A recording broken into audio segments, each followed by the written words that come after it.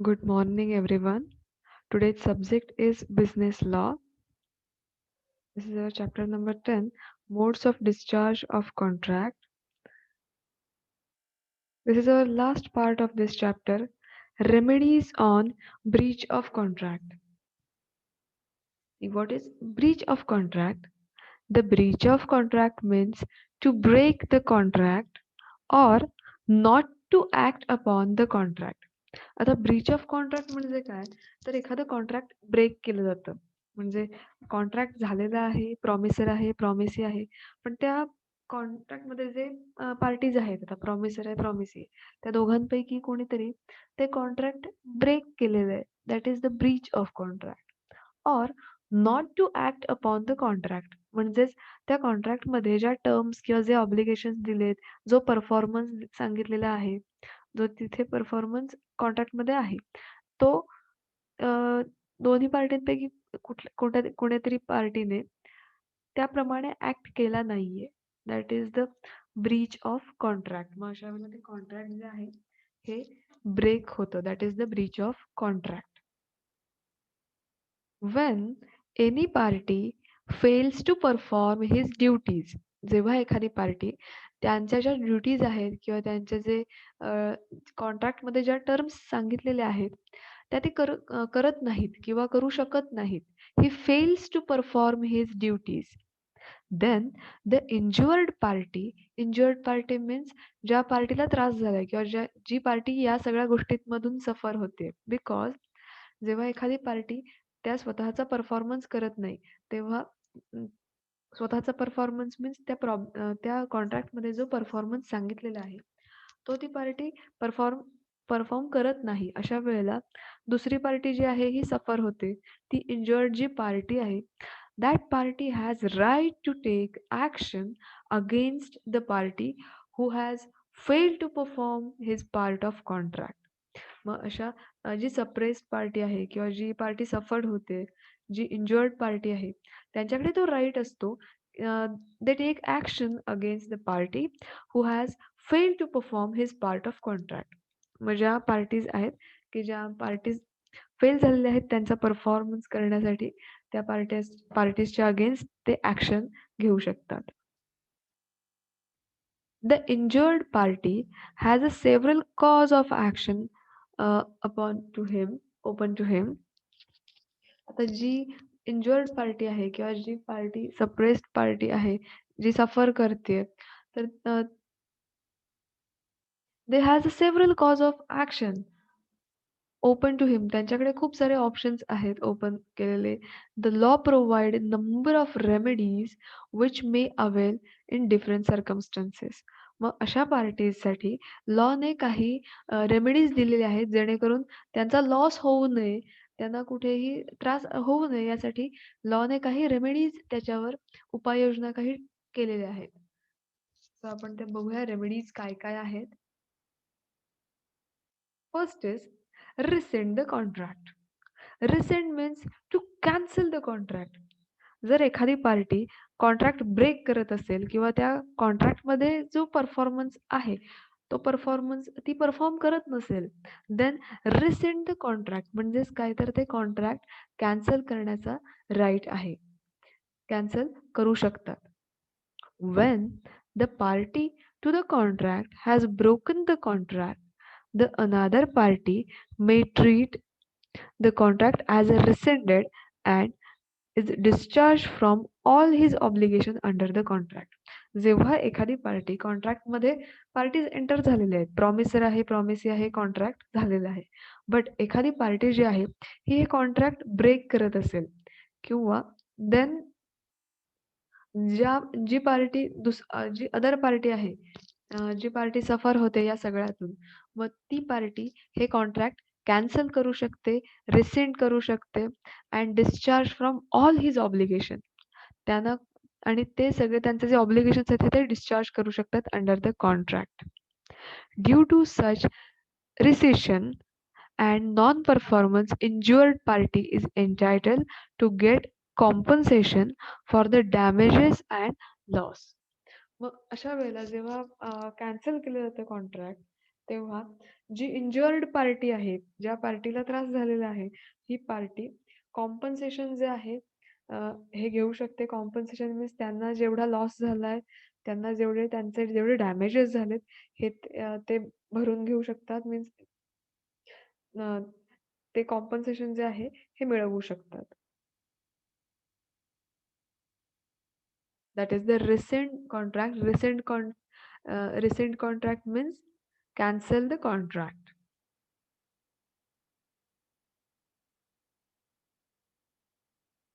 Next point is damages.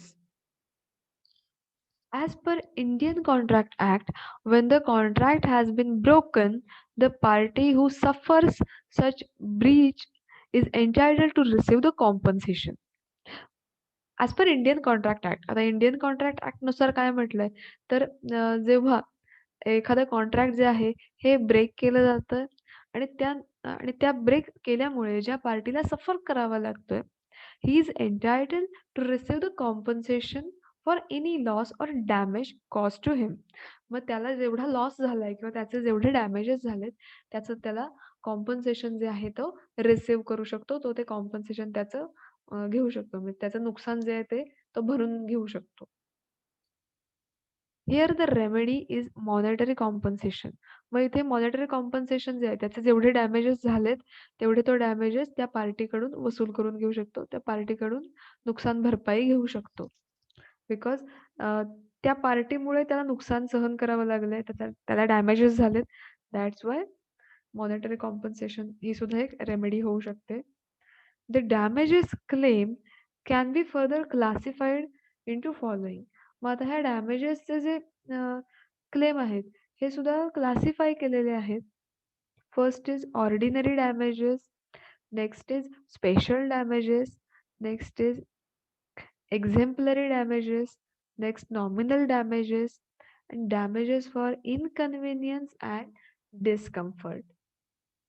So one by one we will see uh, these damages. First is ordinary damage. Ordinary damages. The loss arising out of breach of contract can be divided into two parts, namely direct loss and indirect loss. आता जेव्हा loss arise होतोय मग अशा वेळेला तो loss जो आहे out of breach of contract एखादा कॉन्ट्रॅक्ट ब्रेक केल्यामुळे जो लॉस अराईज होतोय it should be divided into two parts. मग हा जो लॉस आहे हा दोन पार्ट्समध्ये डिवाइड केलेला आहे, direct loss and indirect loss. If only direct loss is compensated, it is called as a general damages. मग जेव्हा डायरेक्ट लॉस होतोय that is general damages. When contract has been broken, the injured party can recover from other party. Ordinary damages or general damages. आता जेव्हा एखाद्या कॉन्ट्रॅक्टमध्ये एखादी party ते contract break करते then injured party जी आहे they can recover from other party. मग ते other पार्टीकडून ज्या पार्टीने ब्रेक केलेलं आहे कॉन्ट्रॅक्ट त्याच्याकडून त्यांची जी नुकसान भरपाई आहे ती ते घेऊ शकतात. They can recover from other party. That is the ordinary damages. Next point is special damages. Special damages can be claimed only under the special circumstances that would result in special loss in case of breach of contract.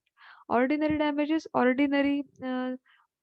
means काय म्हटलं होतं तर जेव्हा loss arise होतोय कशामुळे loss arise होतोय तर contract break केल्यामुळे जर एखाद्या पार्टीला लॉस सफर करावा लागत असेल देन ती जी पार्टी आहे जिला लॉस सफर करावा लागतोय ती पार्टी अदर पार्टीकडून त्यांची जी नुकसान भरपाई आहे ती घेऊ शकते. What about special damages. Special damages can be claim only under special circumstances. आता हे जे स्पेशल डॅमेजेस आहेत it can be claim only. मग हे फक्त स्पेशल सर्कमस्टन्सेस मध्ये त्यांचा क्लेम केला जातो.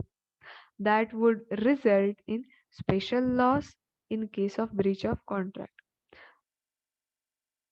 जेव्हा इथे स्पेशल डॅमेजेस जे आहेत हे क्लेम केले जातात स्पेशल सर्कमस्टन्सेसमध्ये and it would result in special loss in case of breach of contract break केल्यामुळे त्यांचा जो लॉस होतोय तर हा स्पेशल डॅमेजेस होतात आणि ते स्पेशल सर्कमस्टन्सेसमध्ये होत असतात. Next is exemplary damages. It is also known as a penalty damages. At times, the loss is too heavy. Such damages are awarded by way of punishment, by way of heavy amount of compensation. Exemplary damages means it is known as a penalty damages. एखाद्याला penalty बसते. Penalty means त्याला शिक्षेच्या स्वरूपात त्याला damages आहेत हे भरावे लागतात. At times loss is too heavy. जेव्हा एखादा लॉस जो आहे हा खूप जास्त हेवी असतो. Such damages are awarded by way of punishment. मग अशा वेळेला त्यांना पनिशमेंट जी आहे दिली जाते आणि हेवी अमाऊंट कॉम्पन्सेशन त्यांच्याकडनं जे कॉम्पन्सेशनची अमाऊंट आहे ही हेवी अमाऊंट त्यांच्याकडून घेतली जाते, रिसिव्ह केली जाते. जी पार्टी सफर करते तर ती पार्टी हेवी अमाऊंटचं कॉम्पन्सेशन मीन्स नुकसान भरपाई जी आहे ही जास्त अमाऊंट त्यांच्याकडून घेऊ शकते. पण हे केव्हा होईल? एक्झेम्पलरी डॅमेजेस मीन्स पेनल्टी डॅमेजेस असतील तेव्हा. Next is nominal charges. At times, on account the breach of contract, the other party may not suffer any loss. Though in this situation, the other parties has remedy to file a suit. In such circumstances, law allows nominal charges. The court decides very little amount of compensation and hence called nominal charges, nominal damages or nominal charges.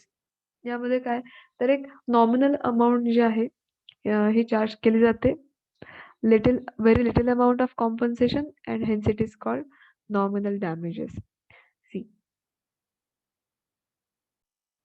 म्हणजे जेव्हा एखाद्या पार्टीकडनं contract हे break केलं जातंय किंवा Breach contract होतंय आणि ते कॉन्ट्रॅक्ट ब्रेक केल्यामुळे दुसऱ्या पार्टीचा जास्त काही लॉस झाला नाहीये किंवा त्यांना जास्त सफर करावं लागत नाहीये.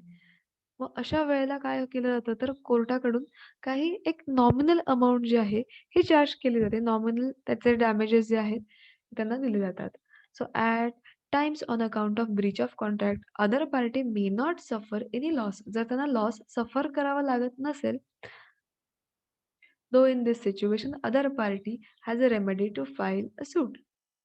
In such circumstances law allows nominal damages. त्यांना फार काही जास्त लॉस होत नाहीये. सो कोर्टाने काय केलेलं त्यांना थोडे काही नॉमिनल चार्जेस जे आहेत, नॉमिनल डॅमेजेस जे आहेत ते त्यांना पे करावे लागतात. So very little amount of compensation and hence it is called nominal damages because यामध्ये काही त्यांचा हेवी लॉस होत नाहीये. That is why nominal charges जे आहेत हे चार्ज करून तिथे हे कॉम्पन्सेशन केलं जातं. Damages for inconvenience and discomfort.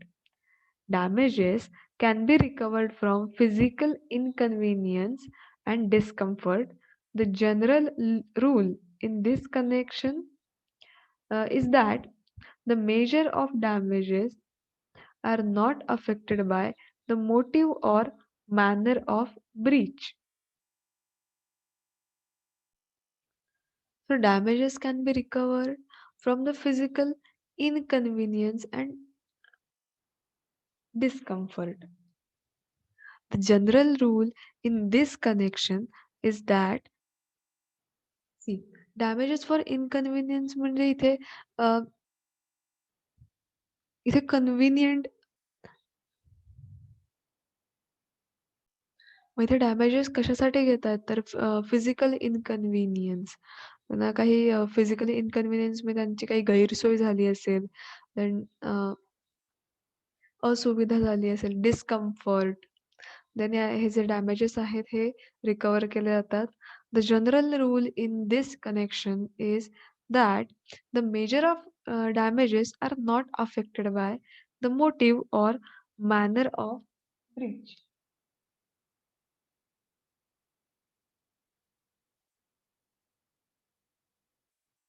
Next is suit upon the quantum merit. The phrase quantum merit is literally means as much as earn. A right to sue on quantum merit arise where a contract partly performed by one party has become discharged by breach of contract by other party. As much as earned means इथे काय म्हटलंय तर a right to sue on quantum merit arises where a contract partly performed by one party. एखाद्या पार्टीने त्याचा जो performance आहे हा partly त्याने परफॉर्म केलेला आहे by one party and has become discharged by breach of contract. then त्याचा performance जो आहे हा पार्टली परफॉर्म केलेला आहे and it has become discharged by breach of contract by other party. So this phrase means as much as earned.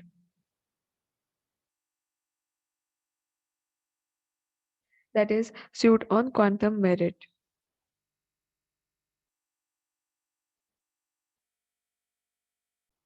मग अशा सिच्युएशनमध्ये त्याने जेवढा त्याचा परफॉर्मन्स दिलेला आहे, तेवढं त्याचं कॉम्पेन्सेशन जे आहे ते त्याला मिळणार आहे बिकॉज त्याने त्याचा जो परफॉर्मन्स आहे, तो त्याने पार्टली परफॉर्म केलेला आहे अँड देन नंतर ते कॉन्ट्रॅक्ट जे आहे डिस्चार्ज झालेलं आहे by breach of contract. Specific performance. In certain cases of breach of contract, damages are not adequate remedy. सगळ्याच कॉन्ट्रॅक्टमध्ये त्याचे जे डॅमेजेस आहेत किंवा मॉनेटरी कॉम्पन्सेशन हे ॲडिक्वेट नसतं. बिकॉज काही जे आहेत हे तिथे ट्रस्ट सुद्धा इम्पॉर्टंट असतो किंवा त्यांनी कॉन्ट्रॅक्टमध्ये जे सांगितलेलं आहे तो सब्जेक्ट मॅटर सुद्धा तितकाच इम्पॉर्टंट असतो. सो प्रत्येक वेळेला आपण डॅमेजेस मॉनिटरी टर्म्समध्ये भरून काढणं तेवढंसं शक्य नसतं. The court may in such a case direct the party in breach to carry out his promise according to the terms of contract. मग अशा वेळी जेव्हा ते कॉन्ट्रॅक्ट जे आहे कॉम्पन्सेट डॅमेजेस जे आहेत हे भरून काढता येत नाहीत, अशा वेळेला कोर्ट काय करतं तर कोर्ट ऑर्डर देतं, की ते जे कॉन्ट्रॅक्ट जे अर्धच सोडलेलं आहे किंवा जे ब्रीच झालंय, जे ब्रोकन झालेलं आहे, ते कॉन्ट्रॅक्ट पुन्हा त्यांनी कंप्लीट करायचंय किंवा ते जे कॉन्ट्रॅक्ट आहे, जे त्यांनी मोडलेलं आहे, ब्रेक केलेलं आहे, ते कॉन्ट्रॅक्ट त्यांना करावं लागणार आहे. Following are the contracts in which the court may exercise its discretion to enforce the performance. मग काही अशा कॉन्ट्रॅक्ट्स आहेत, की त्यामध्ये कोर्ट काय करतं तर ते कॉन्ट्रॅक्ट ब्रीच झाल्यानंतर किंवा ते कॉन्ट्रॅक्ट ब्रेक झाल्यानंतर कोर्ट असे ऑर्डर्स देतं, की ते कॉन्ट्रॅक्ट तुम्ही कंप्लीट करायचंय. When the act agreed to be done in such that compensation in money for its non-performance is not adequate relief. आता सपोज एखाद्याला प्रॉमिस केलं असेल मॅरेज करेल असं एखादं प्रॉमिस दिलं असेल. देन अशा वेळेला आपण त्याला मॉनिटरी कॉम्पन्सेशन तर नाही देऊ शकत, की येस कॉन्ट्रॅक्ट ब्रेक केलंय मग हे कॉम्पन्सेशन. मग असं नाही होऊ शकत. मग अशा वेळेला कोर्ट काय करतं तर त्यांना त्यांचं जे कॉन्ट्रॅक्ट आहे हे कंप्लीट करण्याचे आदेश दिले जातात. त्यांना तशी ऑर्डर केली जाते. When there exists no standard for ascertain the actual damage caused by non-performance of act agreed to be done. आता काही असे कॉन्ट्रॅक्ट असतात, की ज्यामध्ये जो लॉस झालेला आहे, हा आपण नाही असर्टन करू शकत. तर किती लॉस झालाय हा आपण जेव्हा आपण नंबर्समध्ये नाही काउंट करू शकत. मग अशा वेळेला तो जो डॅमेज झालाय किंवा जो लॉस झालाय, हा कुठेतरी कॉम्पन्सेट किंवा त्याची भरपाई होणं गरजेचं असतं. मग अशा वेळेला कोर्ट काय करतं तर ते जे कॉन्ट्रॅक्ट आहे ज्याच्यामुळे लॉस होतोय, मग अशा वेळेला ते कॉन्ट्रॅक्ट ब्रेक केल्यामुळे जर लॉस होत असेल, तर ते कॉन्ट्रॅक्ट हे कंप्लीट करण्याचे कोर्ट हे आदेश देतात. सो असे हे आहेत स्पेसिफिक परफॉर्मन्स.